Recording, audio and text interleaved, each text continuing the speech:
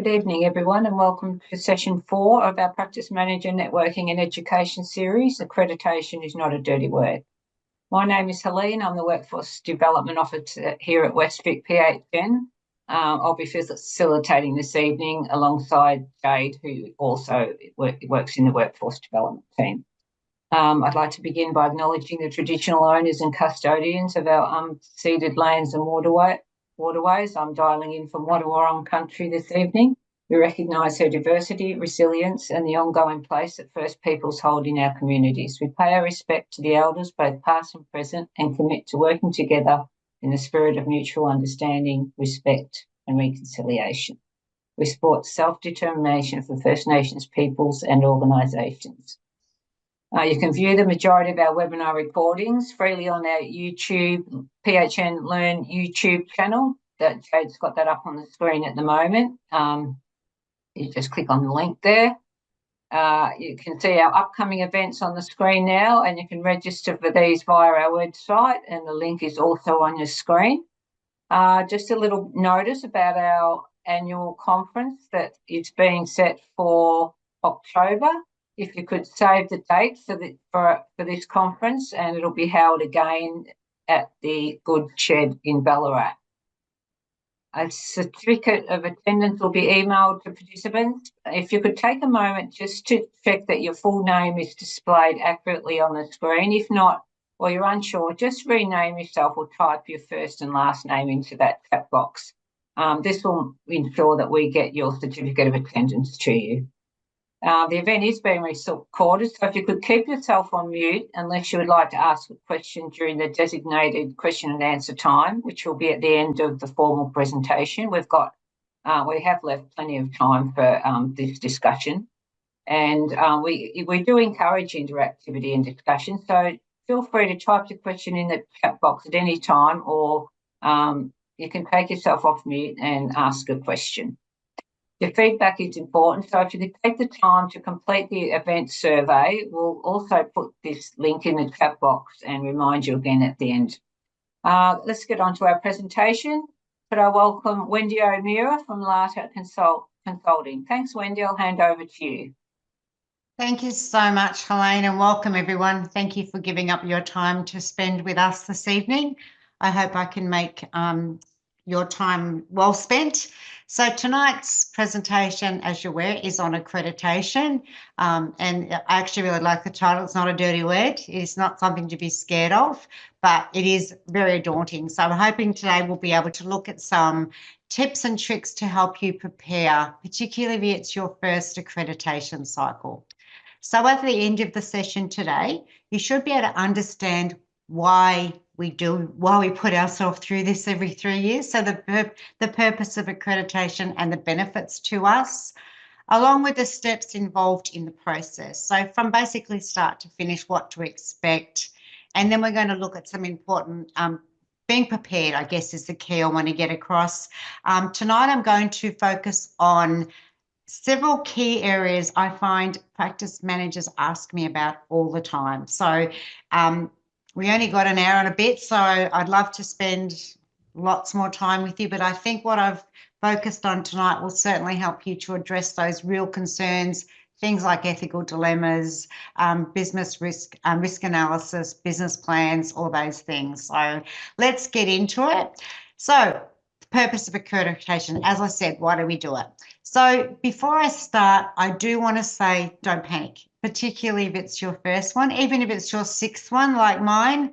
I always get a little bit anxious prior to the visit that I've missed something. I kept seeking, I overestimate myself, I second guess myself. So try not to do that. They're not there to name and shame you. The accreditors are not coming in to say, oh my goodness, you are the worst practice we've ever been to. They are there to support you. So you should look at accreditation as an opportunity to learn and with the goal of improving. So if you think that you may be in any area you may be underperforming in, it gives you an opportunity to say, hey, okay, I can do better. We can do better. So the key is planning, using your available resources and asking for help when needed. Don't be frightened of the process, embrace it. I promise you positive results will follow. So what is accreditation? It is a voluntary process, so we actually put ourselves through this voluntarily. So you do not need to be accredited to continue on as a general practice.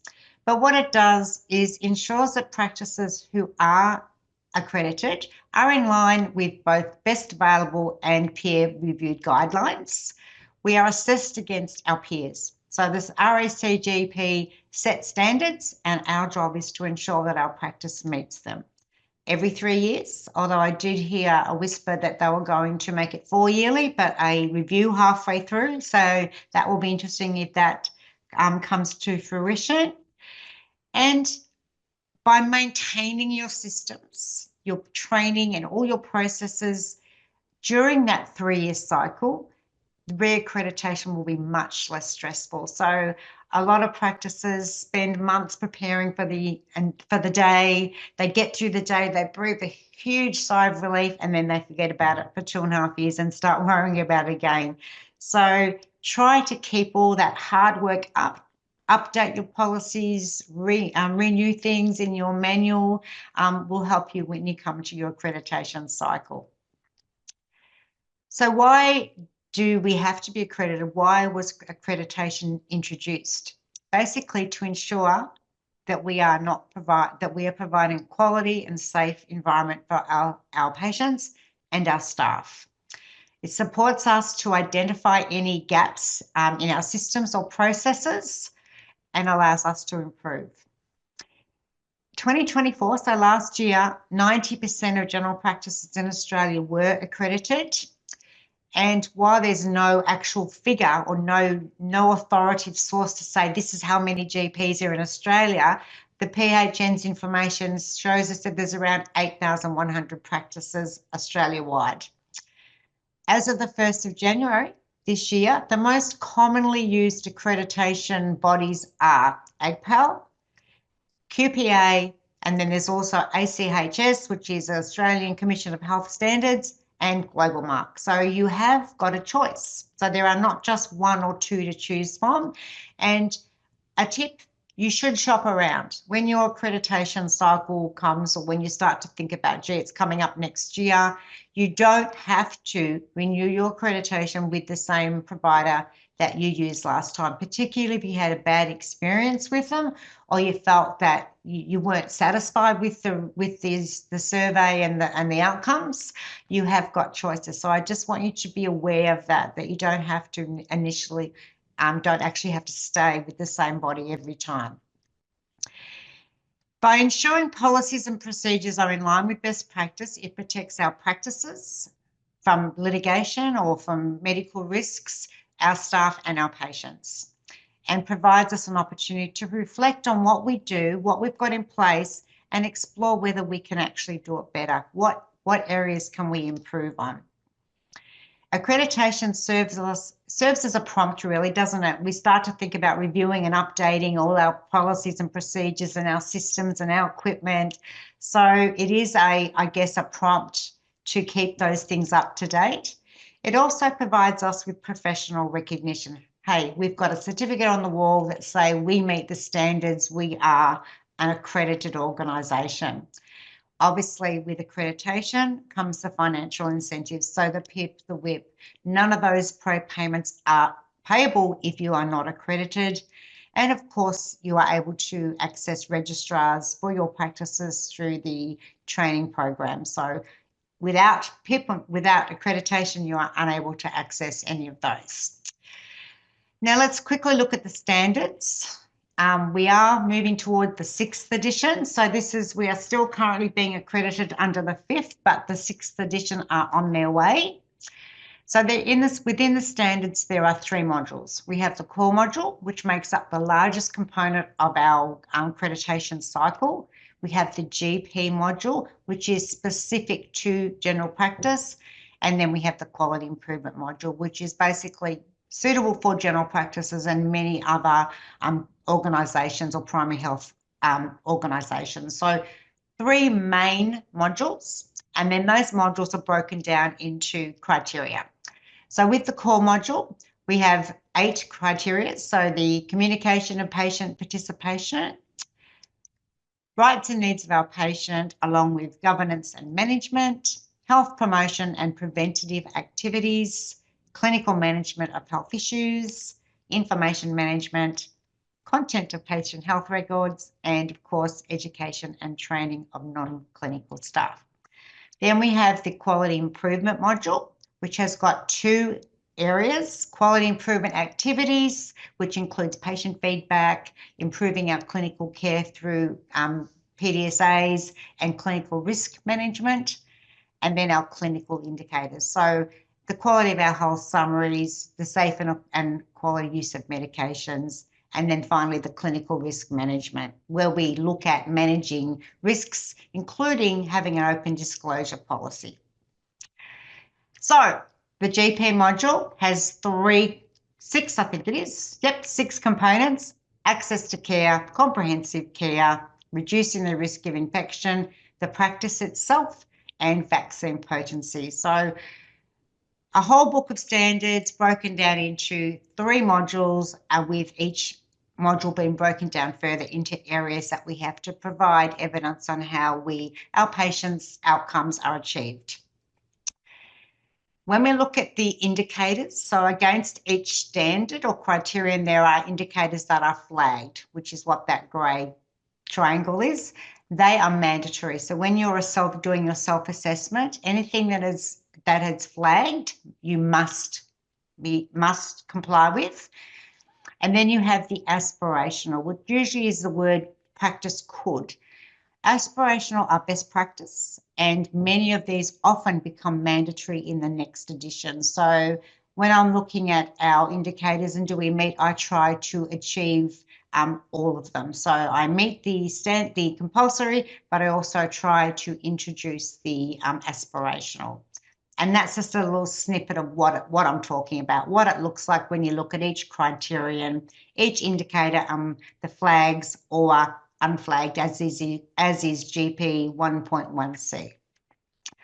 Okay, when accreditation happens, or when we start to prepare for accreditation, it's important to understand it's a whole different language. I'm not sure anyone who's been through accreditation will probably be able to support me on this, but sometimes you look at them and think, what are they asking me? I don't understand. So it's a whole different language, but there is a focus for that language. So the focus for accreditation is on outcomes for the patient instead of the process on how we meet. So in the 3rd and 4th editions, the focus was on showing how we met the standards. In the 5th edition and in the 6th, I believe, it is more about the outcomes for our patients. Each criterion that we have has 3 steps involved. There's the explanation about why it's important from a quality and safety perspective. Then we have how we meet the criteria, so it sets out ways where we can demonstrate how we meet this. And then we have the list of mandatory activities and the optional ways to meet the indicator. So each criterion has a full page, sometimes 2 or 3 pages in the standards, and it covers off on all that information. Using must is mandatory and could is optional. So if you remember that, if it says your practice must, you need to show that you can meet that or that you can demonstrate compliance, whereas could is just optional but best practice. All right, the process, where do we start? So the first thing I recommend to everyone is to actually read the standards.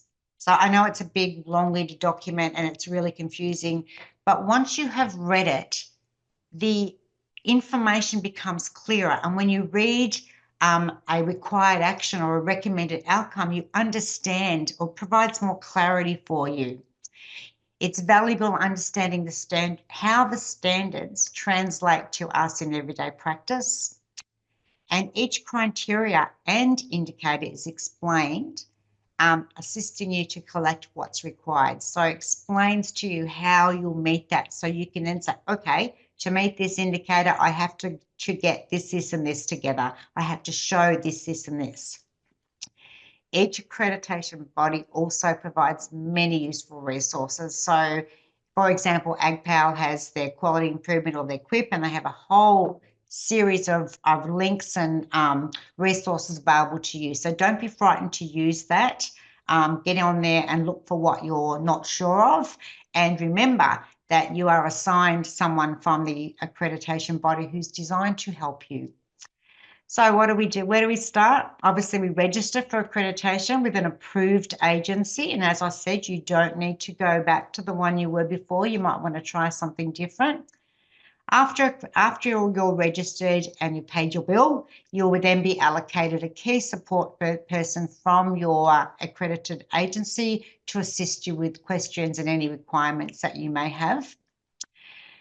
The practice then completes an online self-assessment and uploads preliminary documentation. So you basically self-assess yourself. You go through each of the criteria and say, yes, I do, or no, I don't. And if you do, you put a tick. And if you don't, you make an action plan. And anyone who's done this process knows what I'm talking about. And for anyone who doesn't, it's basically creating the document that you're going then to use to get your practice ready for accreditation. Your site visit is scheduled and interviews take place between the team with a review of documentation and practice processes. It could be a 2-hour visit, it could be a 6-hour visit. It depends on the size of your practice and how prepared you are.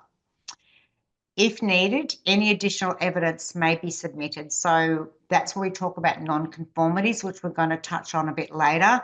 If you don't have evidence available on the day, you are given time to actually provide that before your accreditation is finalised.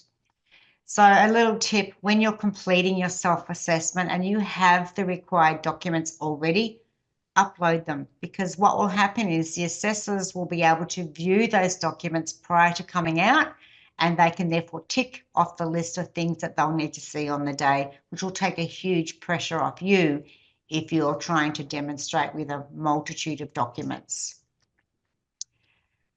The self-assessment is normally done by the practice manager. Some practices have GPs, the GP owner or principal likes to do it themselves, but it is normally the job of a practice manager or the practice manager's 2IC, where you basically go through each criteria and decide whether you actually meet this or not.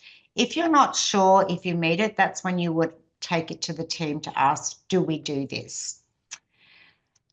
Once you have done that, it will basically print you off an action plan, which is what you're going to work through to prepare all your evidence.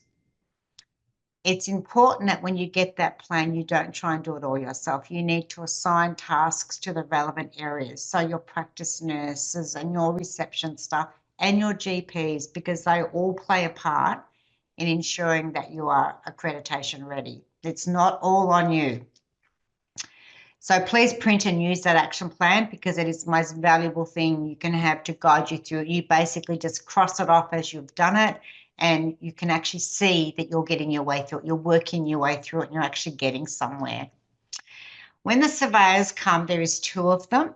One is the primary or the GP, and the second is a support person. So it's either a practice nurse or a practice manager. It could be one or the other.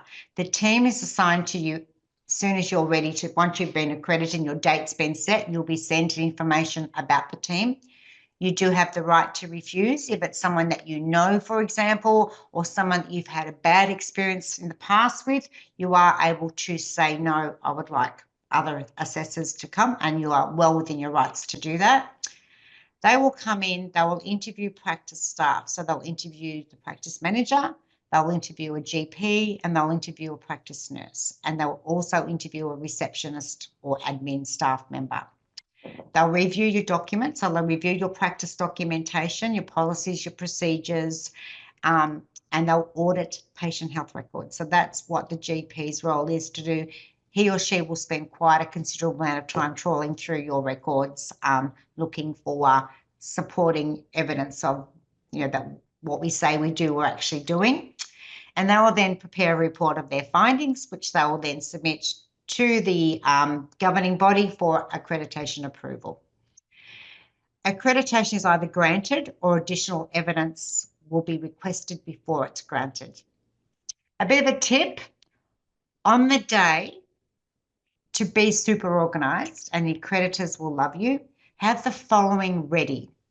A list of names of patients that have had documented an after-hours consult, a home visit, have refused treatment, sought a second opinion, resulted in an ethical dilemma, or required an interpreter.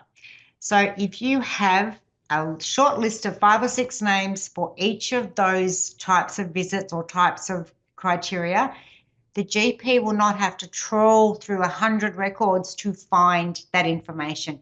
You're actually highlighting for them, here's a name of patients that we have done an after-hours consult on.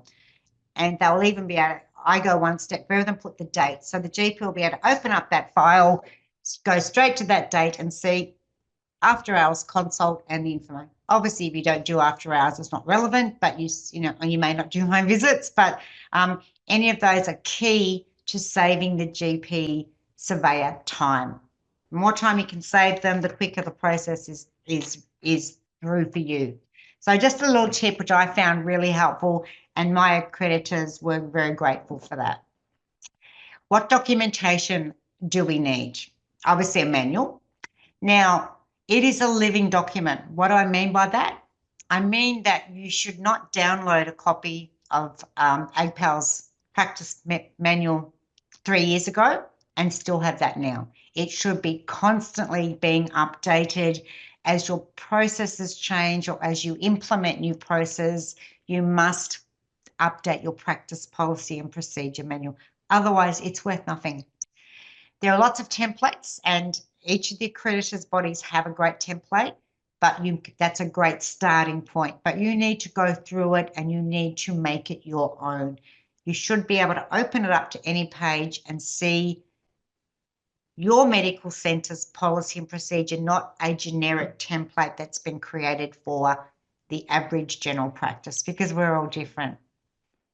The manual will describe how your practice meets each criteria and meets the needs of your patients, ensuring a safe and effective healthcare delivery. It should be written with a team-based approach. So you as a practice manager don't have to sit in the office and create things. You need to engage the right people to help you write that. It can be done at a team meeting. It could be, okay, this is about our checking of results. Can someone please write up the policy for me? And then I can just add it to the manual. So you don't need to reinvent the wheel. If you've got a great policy and procedure manual now, just keep it up to date. You don't have to keep getting a new manual every time there's new standards. So if you update your manual once a year, you will not get caught out when it comes to 3 years down the track and you actually open it and think, oh my gosh, it's so ahead of date. So little tip there. The practice forms that they are more than likely going to look at are your new patient form, the transfer of medical records form, your referral form. So your template for your referrals that your GPs are using, your practice information brochure or sheet, depending on what it is, patient and staff feedback. So we go to great lengths to get patient feedback, and we're going to talk about that briefly, but we forget about our staff feedback, and staff feedback is as valuable as patient feedback, and accreditors will look for that. Can you show me how your staff provide feedback to you? And it can be something as simple as a feedback form stuck on the notice board in the lunchroom saying, if you have any suggestions, please fill the form out and pop it in Wendy's office. My staff are really good at it. Took a little while, but and some of the best feedback comes from our staff. They'll want to see your incident report form, so make sure that they are current, and they'll want to see your privacy and confidentiality form. So the forms that all of your staff and visiting allied health or specialists have signed as well. So anyone who comes into your practice needs to sign a privacy and confidentiality, including medical students and including pathology providers if you have them on site. And they'll also look for your staff immunisation consent or refusal. Those are things they are going to want to see. So put them all into a folder, index it as new patient form, transfer of medical records, referral forms, and they can just flick through it. Or they can say to you, Can you show me your practice information sheet? Sure, there you go. There it is there. So organisations are key on the day. The registers are going to want to look at, and this is where we often think, oh my gosh, this is the only time I often think, oh. So they're going to want to see your ethical dilemmas register and how you manage ethical dilemmas. They want to see your business goals, how you plan and track them. Business risk management, complaints and feedback register, staff training register, your QI documentation, so copies of your PDSA cycles, including the minutes that those cycles were discussed at, near miss and adverse events register, again with corresponding minutes from meetings to show that you have discussed these incidences. Your equipment maintenance register, so when your equipment was registered, how often it's checked, and of course your cold chain data logging to ensure vaccine potency. So they're just the main registers that they're going to want to see. So even if you have those ready for them, at least they're going to have things evident. They will look at your practice information brochure to ensure that it's relevant. They'll also look at your new patient form to ensure that we are collecting all of the appropriate information. So things like ethnicity, gender, all those things are key. So we need to ensure that our practice brochure includes all this information. Essential staff information. So we have enough information on our staff as far as our immunisation status, their position descriptions, CPR certificates, registrations for all your clinical team and insurances for your GPs, CPD statements. They're going to want to see the whole statement, not just the front page that tells them how many points they have accrued. They will want to see the whole statement showing what activities the GP has undertaken. So please don't get caught out with that. Make sure you have the whole statement ready. And then when we look at the medical records, they'll be reviewing medical records. They'll review your doctor's bag if you have one, which you should have. And they'll also look at your SH record, how it's dispensed, how it's stored, and how you dispose of those expired drugs. So these are just the key areas for you to focus on if you want somewhere to start. They'll also look at agendas of your clinical meetings. So they might look at some staff meetings. They want to ensure that you are conducting meetings and that you have both staff and clinical meeting agendas and minutes available. They'll want to know about your after hours arrangements, whether you provide your own after hours care or do you engage another provider to do that? Do you have a shared agreement between other practices? They'll look at your contract for disposal of sharps and biohazards and confidential waste. They'll look at your cold chain monitoring. So your vaccine audit, has it been recorded daily and what have you done when it's been out of range? Evidence or schedule of maintenance of key equipment. So you'll need to show that you are regularly checking your equipment and that has been serviced at least once a year, with particularly around your sterilizer. If you do on-site sterilisation, they'll want to see that it's all the indicators have all been checked and that they met all the standards. And they'll also want to see your schedule for cleaning, because environmental cleaning is also a big part of accreditation. So you need, if you have a cleaner that you contract out to, you need to provide a copy of the schedule for your cleaning, what's cleaned and when it's cleaned. And of course, importantly, your infection control process, what you do when there's an infection control breach and how you ensure that staff maintain infection control processes. When you are providing meeting minutes, there should be consistency. So you should be providing them a set of minutes that actually show a agenda item that's moved from the initial part right through to the completion. Shows that there's been regular meetings about specific issues, and quality improvement should be a standard agenda item, because that is what accreditation is all about. Now, when we come to collecting patient feedback, all I can say is start early. Depending on the size of your practice, it can take weeks to complete, and you need time to be able to then actually discuss what was fed back to you, and then feed back to the patients what you did about it. So it's not just about collecting the information. You then need to look at the information, take that feedback to a staff meeting and say, this is what our patients have said, and then demonstrate to your patients what you have done about their feedback. And that can be something as simple as a sign in the waiting room: dear patients, thank you for participating in our recent feedback. As a result of your feedback, these issues were identified and this is what we're going to do about it. So patients appreciate that they have been heard. The feedback can also instigate quality improvement activities. So it could be that the patients state that your waiting room is too cold, it's freezing. Okay, we don't want patients cold. So how are we going to do that? Sometimes there is nothing you can do, particularly if patients complain about the size of something. The building's too small, can't do much about that. But when they're giving you feedback on things you can do about, think about how you're going to improve that. And as I said previously, encourage your staff to feedback, as this is an accreditation requirement. Just so you know, for every one FTE GP you have to do 30 surveys. So I have 12 FTEs, so we have to do a lot of surveys.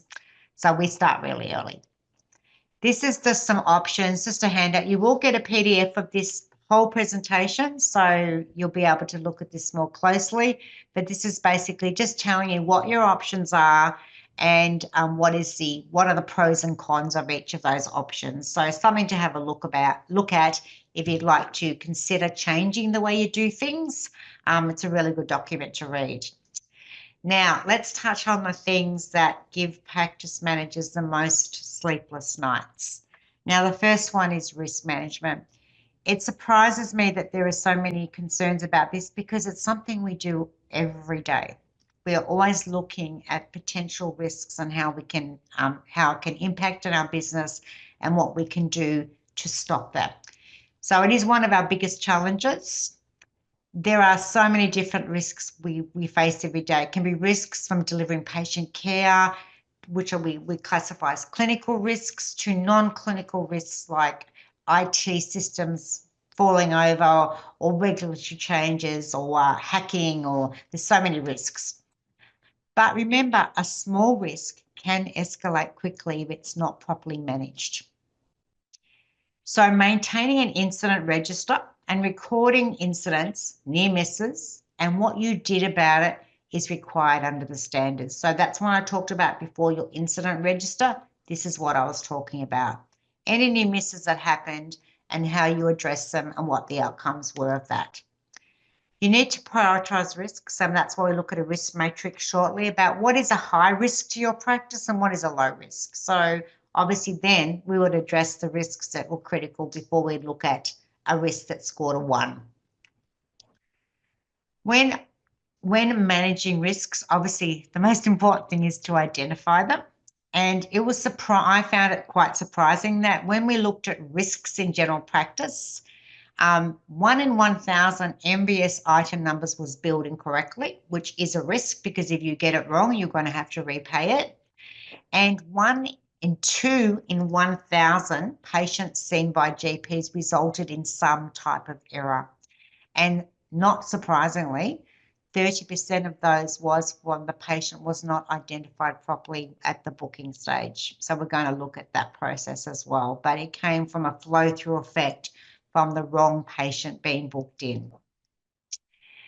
When we look at clinical risks, what are we talking about?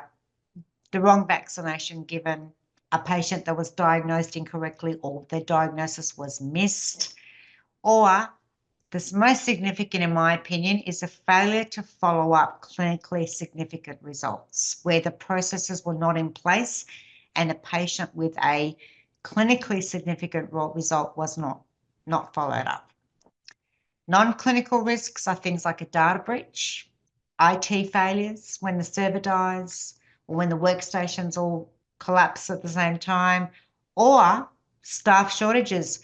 If you don't have enough staff, there are risks associated with that. You're squeezing in, you're double booking, staff get burnt out. That is a risk in itself. So isn't it funny when you start to look at these, there are so many more risks than we thought about.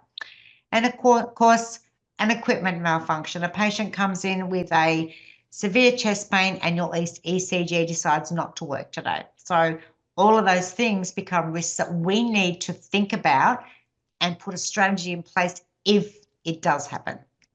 That's basically what we're talking about.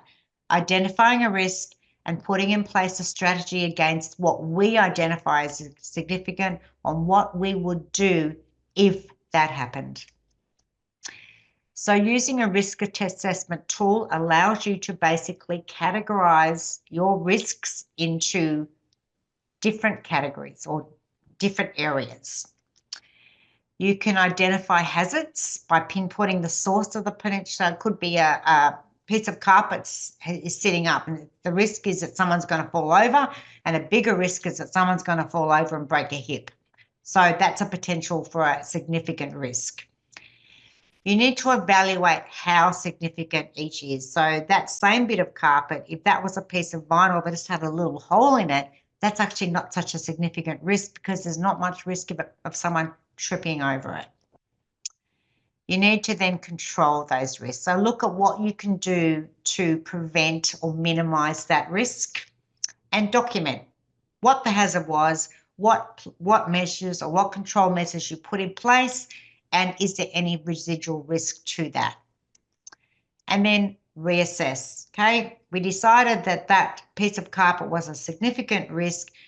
We have got a new piece of carpet put down. Risk has gone from significant to minimal, and we keep an eye on that carpet to make sure that it doesn't wear and the same thing doesn't happen again. That's basically what I'm talking about. There's a risk matrix where you can look at insignificant being, low risk to medium, right through to your catastrophic risks, which would be probably the most catastrophic thing that can happen to us is our server dies. So IT will be one of the high risk areas. There's another one which I really like. This is basically a simple risk matrix which basically has identified for a particular practice what the risks are. So in this case, they've got increasing competition, disruptive technology, a bushfire, a pandemic, medical records not kept accurately. And then that has been categorized into a level 4, 5, 3, and that color then relates to the matrix down the bottom. So don't let it overwhelm you. It's basically, if you go back to what I've said about identifying a risk, how significant is that to your practice, and you will then categorize it accordingly. All right. We talked before about one of the risks being, or a lot of clinical risks being associated around the wrong patient. This is something that's so important, and there's still so many practices that don't do it.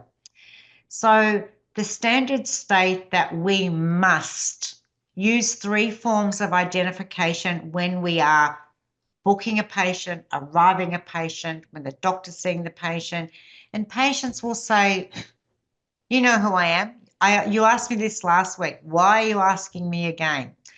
So why do we ask them? Basically, we want to make sure of 5 key areas. We want to ensure that the patient's data integrity, that the patient that is files open is the patient that's being given information from that file. It ensures that the patient is treated correctly, so no allergies are missed or medications given that's wrong. It reduces medical record errors, avoids patient mix-up, and boosts infection control efforts. So if you've got the wrong patients listed and you have an outbreak of measles in your practice, you are contacting the wrong people. So it still doesn't, basically what I say to my patients is we want to ensure that we have got the right person booked in. And yes, I know exactly who you are, Mr. Smith, but I'm going to continue to ask it. And eventually they get used to it. But verifying a patient will maintain their safety and their confidentiality. So if you've got the wrong patient right from the start and you start giving out details to that patient, you are breaching the confidentiality of the patient concerned. So 3 forms of identification must, and I say that tongue in cheek, they must be used. When you book a patient, when the patient arrives, when the clinical team commence a consult with the patient. So when the doctor opens the file, says, now, Wendy, before we start, can you just confirm your full name, date of birth, and your mobile number? Anything that confirms that patient's identity. We do it in hospital all the time. Every time a nurse comes near you, they ask you to confirm your name, date of birth. So it is not unexpected and it's something that's best practice. You also need to do it when you're communicating over the phone. So when I take a call and a patient wants to know something, I want to make sure I'm talking to that patient. So I'll say to that patient, can you confirm, da, da, da. Before I open a patient's record, I'll say to the patient, you want a copy of the letter, that's fine. But before I do that, can I confirm your name, your date of birth, your home address, to ensure I've got the right person before I start sharing information. What are the approved identifiers? Name, both family and given. Date of birth. Date of birth never changes unless you've got it wrong in the first place. Names change, phone numbers change, addresses change. The date of birth is the one I always use first. Gender. Now, this is from the RACGP standard. So they say gender, as identify the patient, is a form of identification or an approved form. Their address, and if known to the patient, which no patient knows their health record, their health record number or their IHI number. Now, we all know that our IH number's this long, so I don't reckon anyone's going to know that either. What is not approved, however, is their Medicare number, because Medicare is not available to everyone. So it is not a across the board way of identifying patients because many patients don't have a Medicare card. All right. When we do this process, I also like to go that little step further because I do the after hours for my practice, and many times I've come across a patient's details that were incorrect, and I have therefore not being able to contact them. So looking at the patient's email address, because as we move forward with all the digital technology, having email addresses associated to your patient's file is going to expedite a lot more services to them as far as sending medical certificates and information directly to them. Next of kin is always valuable. And of course, checking their mobile number, because that is the only way we can contact them. And if it's not right, we really risk not being able to access them should we need to. The other thing that's really important is to not tell them the information. So don't say, now, Mr. Smith, can you confirm that you still live at 15 over the road in Melton, and that your date of birth is the 5th of the 5th, 1927, because they'll just say yes, yes, yes. But what have I also done? I have actually breached the patient's confidentiality by stating that information. What you should say is, Mr. Smith, can you please confirm your address? And then wait for Mr. Smith to answer. And your date of birth, thank you, and your mobile number, please. Thank you. So you have then got him to confirm the details. All right, ethical dilemmas is one of those things I get asked about all the time. What's an ethical dilemma? What do I do about it? How do I know what an ethical dilemma is? So hopefully after the next few minutes, you'll know what an ethical dilemma is. All practices must, I should say, have an ethical dilemma policy, and all your staff must know what it is. So you need to develop a policy and procedure which explains to your clinical team particularly how they manage an ethical dilemma. You need to discuss what your potential ethical dilemmas would be at your practice, and you then need to document that.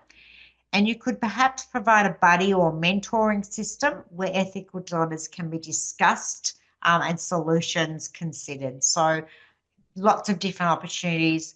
What we did, we just discussed it at a practice meeting. We listed all the things that were potential ethical dilemmas, and we educated all the staff on what was our policy if they ever were confronted with that particular dilemma. We also displayed a waiting room, a list in the waiting room of just things that patients, to our patients, identifying what our GPs often have trouble ethically with. So it could be something like reporting a colleague so create a policy. It does not have to be a 25-page policy. And I've actually snippeted a copy of ours just so you can see what it looks like.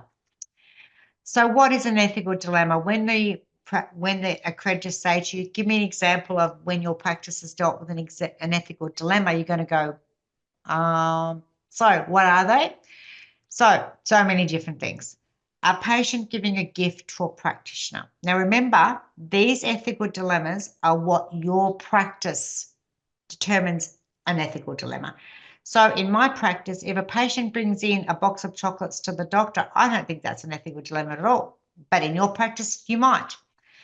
So patient giving a gift to a practitioner. If they ever bought in a $10,000 car or $100,000 car, there would probably be a problem there. A patient requesting a medical certificate when the patient's condition doesn't warrant one. So the GP is torn because they don't believe the patient actually is sick enough to have been not at work and doesn't want to give a medical certificate. Then there's those emotionally charged situations, such as when a patient has an unwanted pregnancy or a terminal illness, and there's that discussion around those. Some GPs culturally don't believe in termination, so it becomes a real issue if a GP has that belief. A practitioner who conscientiously objects to a type of care. So, as I discussed, termination of pregnancy or voluntary assisted dying, where one of your GPs does not believe in it, it's going to be very difficult for them to then deal with that. And then you have that patient-practitioner relationship, which becomes a bit too familiar because it's friends. We are unable to see GPs in our practice. Our practice decided that if it was for a simple thing like a script or a flu vaccine, yes, they would see us. But when it comes to long-term medical, they will not see us. So that they felt that it was just an ethical dilemma for them. So we have that policy in place. Patients who refuse a vaccine, the GP feels strongly about immunisation and this patient is saying, no, my child's not going to have those. It can be something like a cultural diversity where you're unclear how to, for example, respond to a patient's request to conceal the fact that their patient is dying. So it could be that the daughter says, can you not tell mum she's dying? We don't want her to know. Issues with determining competency for treatment. So a minor or a patient with dementia, are they competent to actually consent to treatment? Reporting a driver to the RTO or Vic Roads or wherever where that the GP feels they're no longer able to drive. That's a really difficult one. And then you have the more difficult one of reporting a colleague to APRA. So where you are working with a colleague where you have serious concerns about their functionality, and you feel you have to report it, that becomes a real dilemma for you ethically. Caring for undeserving patients who constantly refuse to follow the treatment plan or they're abusive to the doctor or to the staff. And then not being able to treat a patient because the family has religious beliefs that exclude that treatment. And then breaking patient confidentiality if you believe that the patient's health is harming others or the patient's health status is harming others. So I've given you so many examples tonight of what are ethical dilemmas. You only have to have a couple, but you basically need to decide in your practice what you consider an ethical dilemma, and then you can discuss it as a team. And there's just some strategies that you might want to use for those, some of the most common ones. So I won't go through each of that. As I said, you will get a copy of it, but it's a really good resource to have a look at to help you prepare your plan. And there is our policy there. It basically just lists through what we believe is an ethical dilemma. Example, it gives examples, and then it tells our patients how we discuss them. So again, you'll get a copy of this. You want to create it, use it as your own. Just make sure it's practice specific and that it meets the requirements of your practice. So that's all it has to look like. It doesn't have to. The only thing that's missing from that, of course, is a date with a review date. So as you know, every policy you write should have the date it was created, the version it is, and when you're going to update it. All right. Business planning, again, one of those areas where a lot of practice managers feel overwhelmed. What does it mean? What do I have to do? Why do I need a business plan? So every business needs a plan because it gives your business direction. You probably have a plan in place. It's just about the documentation of it.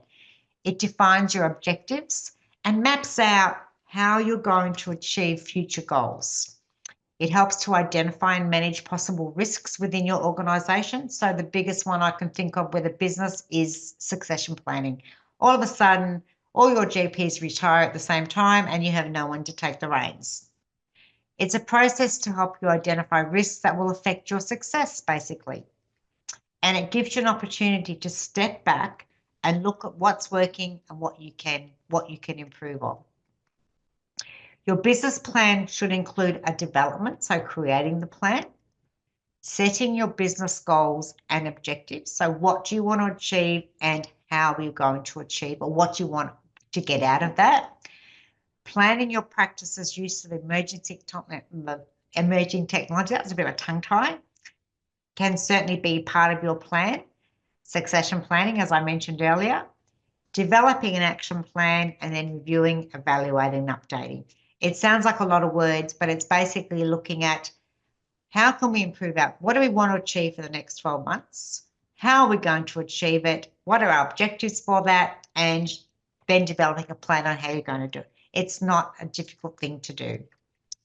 When you're writing a plan, things to consider: who are your competitors? Do you have a lot of competitors? Is there a risk of, there's new business coming into your area? That is a risk for your business because it's going to impact on that. Where does your practice fit in the marketplace? Do you offer enough services to attract patients? What do you want to achieve? That's an important thing. That's what a plan's all about. What do I want to achieve and how am I going to achieve it? Are there any members of our community we could better service? Is there gaps in the service that you provide? What makes our practice stand out from our competitors? What do we do that no one else does? In my situation, we do after hours care. No one else in our area does. Are we meeting the needs of the community? Are the services that we provide capturing the needs of everyone? And are there any areas of business we could do better? Those tips there will help you to create a business plan. Okay, if you look at that and just follow those steps, what do you want to achieve? How are we going to achieve it? And what is our objective for that? It should be constantly updated. So it shouldn't be set in stone and then just forgotten about, and should be reviewed several times a year. Where are we at in our plan? Have we got to where we should be, or do we need to change it or update it or modify it to because something's happened in the meantime? And it doesn't, as with your ethical dilemma policy, it doesn't have to be a 55-page document. And you only need to really look 1 year ahead. All the team should be involved. And I'm going to show you an example of what is an acceptable business plan. Now, that is not hard, is it? So this business plan, it's an old one, yes, but they basically identified 3 main areas that they wanted to improve on. And they basically put the data in. So they wanted to improve their health services by increasing their FOBT results with a target of 100 per quarter. They wanted to do measurements of BMD with a target of 20 per quarter. And the responsible person was SM, which is either a nurse or a doctor. They want to expand their nurse services activities by increasing immunisations with a target. See how simple it is? We want to increase our health assessments by 400 with a target of 400 per quarter. That is how simple a business plan can be. All right, so don't sit there and try to write an essay if it's not relevant to your practice. This is acceptable for a business plan because it's basically highlighting the key areas you would like to focus on. All right, common non-conformities. So the reason I'm telling you this is because these are common reasons practices do not achieve accreditation on the day. What is a non-conformity? It's basically, as I just said, where your practice was unable to demonstrate that on the day they actually met the requirements of that indicator, and they are asked to provide further evidence. They can be minor, non-conformities, or they can be major, and there's even a critical non-conformity. Site visits are always performed much earlier. Have you ever noticed that your accreditation is due to expire in December, but your site visit's planned for August? You're like, why? That's 4 months early. This is why. To allow you, if you don't meet accreditation on the day, to actually still achieve it by the time your accreditation is due, giving you ample time to provide the evidence of the non-conformities. A minor non-compliance or non-conformity can be something as simple as insufficient or incomplete processes or documentation. So it could be that your sterilising process is not documented completely, that your business plan has not got the objectives in it. So just simple little things that are minor, but you can fix really quickly. Could be lack of signage. There could be no exit signs. There could be no smoking signs. There could be a zero tolerance policy sign. There might not be suitable signage for the patients to be aware of things going on within your practice. Omissions from key documents such as your practice brochure. So not having your after hours details, or not having your privacy, how the patient's private information is managed, not having a list of your GP. So just basic information that you didn't realise you have to have in your brochure that you'll quickly be able to update and provide. Staff training records are not complete. So you may not have all of your CPR documents, or you may not have all the hand hygiene documents. So just little things that will be non-conformities on the day that you'll be able to address quickly, and these are common non-conformities. So this is the reason I'm showing you. And the biggest one, expired consumables. That happens all the time, and we'll talk about what is a consumable after, because it's everything. Lack of evidence for staff competencies is another one. Major risks are an unsafe clinical environment. So too many hazards, not enough safe equipment, the actual environment is not safe. Unsafe clinical practice where a GP's notes or actions or treatments have been identified as being unsafe. Multiple unmet actions, so lots of different areas where you haven't met. So that's a major, where not just one non-conformity, but a whole series of them. Issues with the medical records, doctor's notes are not sufficient. Lack of maintenance, so you cannot show that you have maintained your equipment. Lack of appropriate processes for storing and managing medicine, so at S8 or S4 policy that you have a locked drug safe or a locked cupboard, including your vaccines, that you are regularly monitoring those. Lack of process for management of test results. You might say it, but where is your documentation to show that? Or a lack of appropriate handover. This is really important, that you have a policy for when your GPs go on leave, who is going to manage their patients, who needs to be handed over. When a GP is expecting significantly abnormal results, who are they handing it over to? So when those results come through, everyone, the nurses know who to provide that to, because they have been handed over. So this is a couple of pages of non-conformities. Again, I'm not going to, drum on about it, but they are basically the most common things and how you can address them. So I will give you that as well. Open disclosure policy is often a common one. So making sure that you have an open disclosure policy available for your patient, and actively be openly, disclose openly. So we're quite open with that. We often, if we made a mistake, we own it and we disclose it. So having that open disclosure policy is mandatory. And there is a really good one if you just Google Australian open disclosure policy, you get a really good one that you can then make your own. Health summaries, looking at things like 75% of our health records must have a current health summary. 90% of patients must have an allergy recorded. Make sure your data is right. Run your reports to make sure that you have got 90% of your patients' allergies recorded. Ethnicity is a new one. You need to have, I think it's 75% of your patients' ethnicity recorded. Are you up to date with that? Have you recorded that? All right, some tips and tricks. So We talked about expiry dates before. You need to check everything. Gloves, hand pumps. If you're a practice that just fills up your alcohol bottles, so you've got, a really nice bottle with what clearly says, hand wash or whatever, and you just top it up from a big one, make sure that the bottle that you're leaving on the front didn't expire 3 years ago. You keep it washed, you keep it clean, you put it up the front. If a surveyor picked that up, they would say this is out of date. So check everything.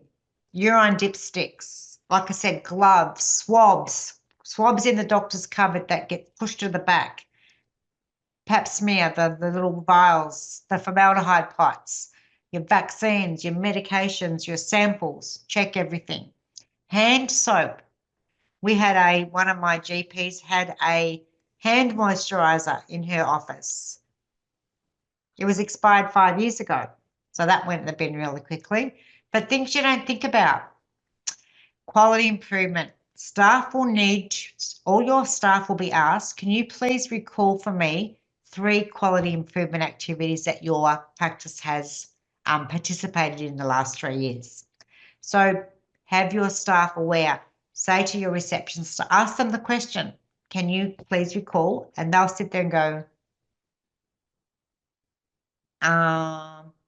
so help them. We got new chairs for the waiting room because our old chairs were dreadful. We got a new building. We got a new emergency box. We got a new height adjustable bed. There's so many things, but we need to word them up because they will be asked about it.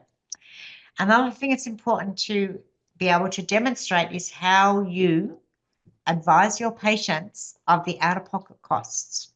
Now, when it comes to things within your practice, you can say to the patient, just letting you know, with the surgical procedure that you're booking in for, you will be out of pocket this much money. You may have to pay up to $500, but you'll only be out of pocket $100. So you must inform them, and you must get informed financial consent form signed.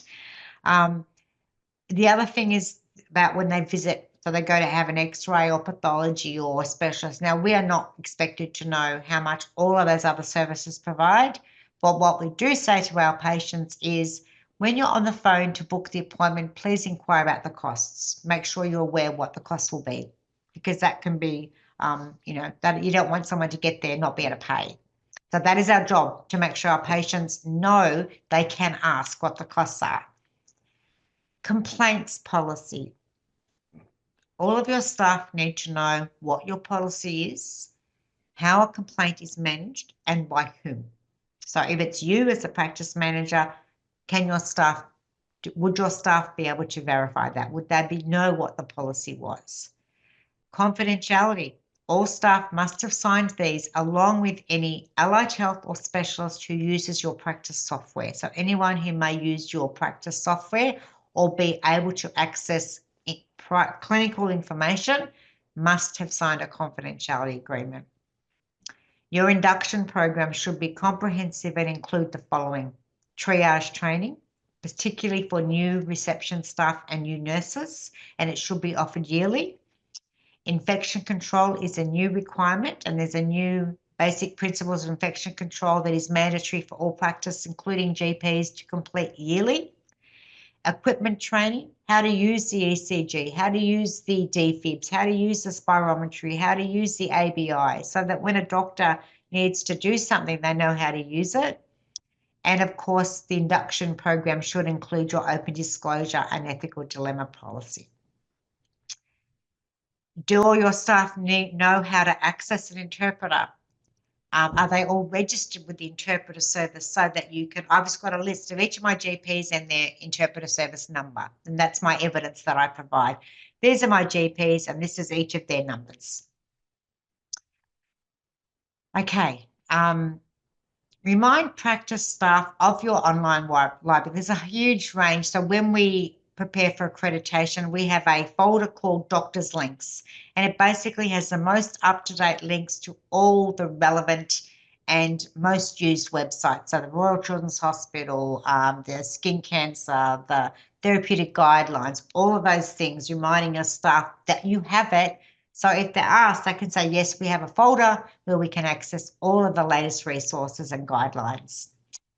You should display your hand hygiene instructions and hand sanitizer at numerous locations. So not just in the bathroom, hand sanitizer should be placed all around the practice, which I'm sure it is. The doctor's bag has new mandatory equipment, so you now need to ensure that you have equipment for IV access and masks and gloves. They were not listed in the 4th edition standards. They are in the 5th edition. They are an additional since COVID.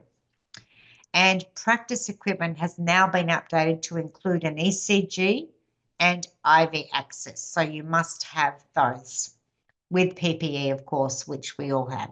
And if you don't, you should have. And surprisingly, another mandatory requirement is that you have the equipment for sensation testing, which is those little long sticks that you stick on people's fingers and toes and say, can you feel that? If you don't have it, it's really old school. We've gone back a long way. When I first started in general practice nearly 30 years ago, it was something on every doctor's desk. It disappeared and now it's coming back again. So these are the modules your staff must complete. So your hand hygiene and infection control are both available on the website. So they're available from the same link. So you have access to that. You also have the staff performance reviews. All staff should have had a review in the last 12 months and evidence will be required, not just a form, but copies of completed staff performance appraisals. The mandatory cold chain management to be done by all staff, even reception, they must do that. So there's a link for that. This is a really good page. It comes from AgPal and QPA, but it's basically summing up everything we've talked about tonight on 2 pages. So please print it off, use it for preparation, work towards it for on the day. It's not going to cover your whole accreditation preparation, but it's certainly going to give you a good overview or outline of where to start. Who else can help you? Let's not forget the PHN. So they are there to support you. You have plenty of support, plenty of resources, but the staff there can provide you with support for when you're undertaking accreditation, either for first-time practices or for if you are undergoing re-accreditation. So don't forget about them. They've got lots of valuable sources and resources and information for you to access. They can help you with feedback requiring, they can come and do a site assessment for you or give you some mandatory, not a site assessment, but come and do, our last time we had a PHN staff member come and do a little bit of a mock accreditation video. It was really quite fun. They can help you with templates and resources for many of the documents that you require. They often have links for staff training that you can access, and they can assist you in navigating resources. But they can also provide you, they also already provide you with data reports where you can focus your quality improvement activities on. So they're really worth, when you get those reports, whether it be by an email or whether they're through a login, please look at them. They give you some great quality improvement activities to focus on. So please really encourage you to review those reports and look at areas where you can identify for quality improvement, because that becomes part of your evidence. And they have great PDSA, which I've actually shared with you in a moment. The Westvic PHN has some great PDSA cycles that you can use if you haven't done any yet. And as I said, many practices receive these reports, they just don't read them, which is really unfortunate. The ERPT, they can help you with that. The emergency response planning tool, that's basically the document that we all go to when all else, if something major happens. So make sure that's up to date, along with your IT disaster recovery plan, evidence that you have tested your backup. Your IT providers can help you with that. Cultural awareness training, at least 2 of your staff should have done it if you are registered for the PIP Indigenous Health Incentive, but it's always a good process to undertake if you work in a culturally diverse practice. online education for both clinical and non-clinical staff through the PHN. And of course, the PHN also offers an EAP program, which allows you to access support for your staff, any of your staff, including yourself, for health and wellbeing. So don't be frightened to reach out for that, particularly if you're preparing for accreditation. When I looked at Westfic's online resources, there was many, so I just snapshot of the things I thought were really important. So your PDSA cycle, a simple one page shows you what you need to do, and then they had some really good examples for you. So I found these really valuable, so please reach out to the PHN if you'd like some help. But that was basically how their PDSA cycles look, and they're already giving you information. So you just have to basically fill in the gaps and then just create them for different types. Now, to finish off, I'm going to share with you some of the questions, just a few, 2 or 3 that you may be asked. Now, I find, as I said right at the start of tonight, the biggest issue is understanding what they're asking. I remember my first accreditation visit and the assessor asked me a question. I just sat there like, I have no idea what she's talking about. So instead of just blurting out anything, I said to her, I'm really sorry. Could you expand on that? What exactly is it you want to know? And then she quite happily said, da, da, da. And I'm like, okay, that's what you want. So don't be frightened to ask if you don't understand what they're asking you, because they will ask you questions that are standard. They have to read from their organisation's standard list of questions. So they may ask you, does the practice plan and set business goals? And you're like, oh yeah. But what they're looking for in your response is, yes, we maintain progress of our business plan through regular strategy or action planning. We look at quality improvement activities to ensure that we are meeting our goals and that we are constantly improving what we do, and we implement quality improvement initiatives. So see how the question, that is actually the answers they're looking for. But if you don't ask, so what does that actually mean? Because my first thought was, oh yeah, it's about our business plan. But it's more about how you set goals. The next one might be a bit easier. How do you identify, monitor, and mitigate business risks in the practice? That is, I actually, when I had my accreditation last year, I memorized the questions, and that was exactly what this my accreditor asked me.